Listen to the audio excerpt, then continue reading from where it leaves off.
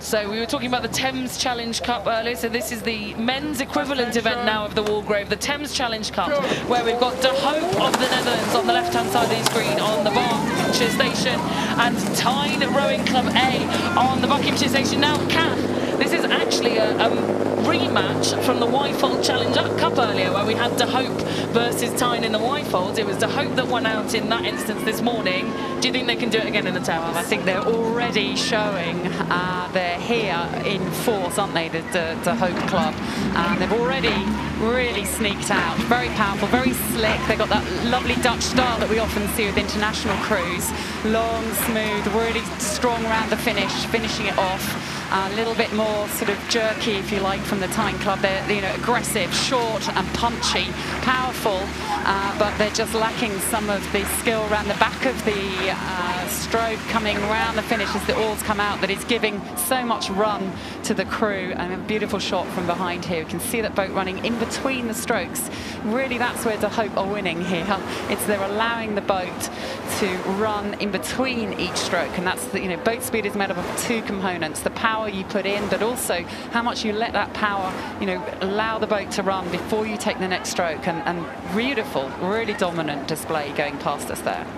Yeah, absolutely stunning from De Hoop. And these are pictures from earlier on in this race, which is already hurtling its way down towards the finish line. And I say hurtling, actually, looks quite leisurely from De Hoop. And this crew here on the right that's come all the way from Amsterdam in the Netherlands, a huge club, over 1,000 members at the De Hoop Club in Amsterdam. I really like the way they rode yesterday. I know that you've sort of said how about their recovery, which is the way forward before they place the blades, but I also think their drive. You know, I really like what these guys were doing with their leg drive yesterday. Knees all down onto the deck together, a real squeeze, and all in an 8, when you're trying to get 8 people to do that at the same time. That, to me, was what stood out about this crew. Yeah, I think so, and it leads to that, then the composure around the finish. So they are not jerking at all, stopping the boat when the oars come out. You can see the sit back there, almost like a, you know, if you're rowing in a coxswain pair, where you think about having more time to make the shape at the back end. Now, of course, they're in the lead, so the rate is down as well, but very dominant there. So you can see here the blades going in and out of the water, the spoons very well together, I would say. The blade work, probably, you know, one of the things about this crew that is good, but the drive and the recovery, amazing. Now, unfortunate for Tyne here to once again be going out to De Hoop. It happened in the Y-Folds this morning. It looks like it might happen again here in the Thames, but it's been an amazing regatta for Tyne, who have had multiple crews across multiple events. They've had a crew in the Walgrave, the women's equivalent of this event, go through this morning, and great for them to be so competitive here at Henley Royal Regatta.